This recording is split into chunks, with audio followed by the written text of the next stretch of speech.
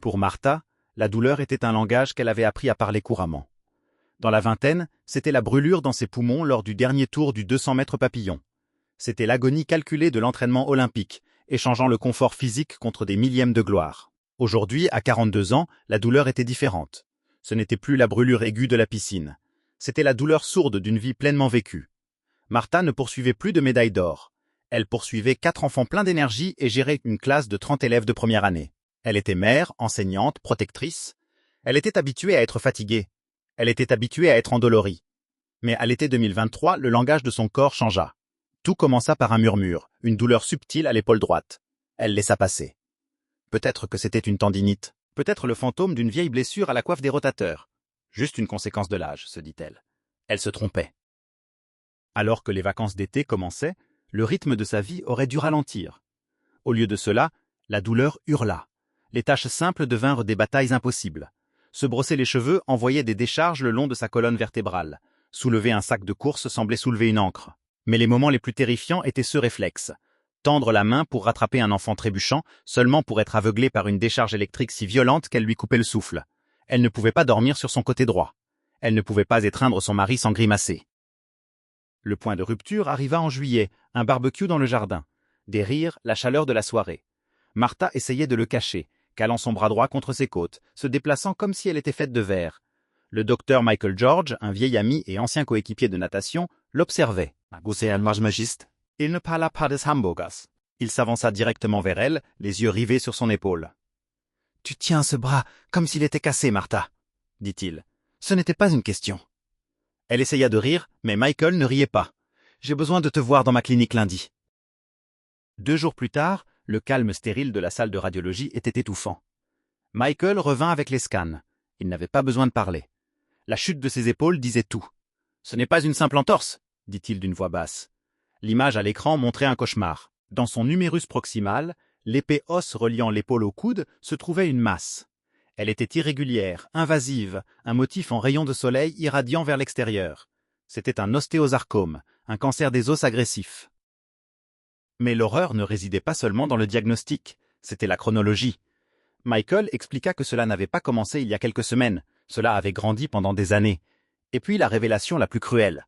Le cancer s'était développé à l'endroit d'une fracture de stress que Martha avait subie 15 ans plus tôt, lors des épreuves olympiques de 2008. Elle se souvenait de ce jour, le claquement dans son épaule, le choix de l'ignorer, le choix de nager malgré la douleur pour la poursuite d'un rêve, cette blessure non cicatrisée, aggravée par le temps et les bouleversements hormonaux de 4 grossesses, avait muté. La force qui avait fait d'elle une championne était désormais celle qui tentait de la tuer. Il n'y avait pas de temps pour le deuil. Le plan était brutal. Une chimiothérapie Neogyne pour réduire la masse, suivie d'une chirurgie à haut risque. Martha passa de la salle de classe au fauteuil d'infusion. La chimiothérapie la frappa avec la force d'un raz-de-marée. Nausées violentes, fatigue écrasante. À la 3e semaine, ses cheveux commencèrent à tomber. Ils tombaient par mèches, obstruant le drain de la douche. Un soir, son plus jeune fils, Jake, la trouva en pleurs devant le miroir. Il ne s'enfuit pas. Il alla chercher les tondeuses dans le tiroir de la salle de bain et revint. Avec des mains tremblantes, son petit garçon lui rasa le reste des cheveux. Quand il eut fini, il essuya une larme sur sa joue. « Maintenant, tu ressembles à une super-héroïne, maman. » Elle devait l'être, car à la 6e semaine, Martha était en isolement. Son système immunitaire s'était effondré. Elle était reliée à des perfusions, regardant d'anciennes vidéos de ses jours de natation, juste pour se rappeler ce que la force signifiait. À travers tout cela, son mari David devint son ancre. Il gérait la maison avec une précision militaire, tressant les cheveux de leur fille quand les mains de Martha étaient trop faibles. Maintenant la famille à flot pendant que le capitaine était à terre. Le 7 août, jour de l'opération. L'objectif était une résection conservant le membre 12 heures. Les oncologues orthopédiques devaient retirer la tumeur sans sectionner les nerfs qui permettaient à sa main de bouger. Ils coupèrent profondément dans le bras. Ils extrayèrent la masse calcifiée. Et à l'intérieur de cette ruine d'os et de cancer, les chirurgiens trouvèrent quelque chose qui les fit hésiter. Encapsulées dans la tumeur, parfaitement conservées comme des insectes dans de l'ambre, se trouvaient des cellules souches musculaires, des myoblastes. Elle datait de sa période de prime athlétique. « C'est une capsule temporelle biologique », lui dit le chirurgien plus tard. La calcification les avait figés dans un état de stase. Son corps avait littéralement gardé des morceaux de l'olympienne qu'elle avait été. La récupération fut une montagne à gravir. Apprendre à bouger à nouveau son bras fut plus difficile que tout entraînement pour une médaille d'or. Mais quelque chose d'incroyable se produisit en kinésithérapie. Ces cellules préservées se réveillèrent.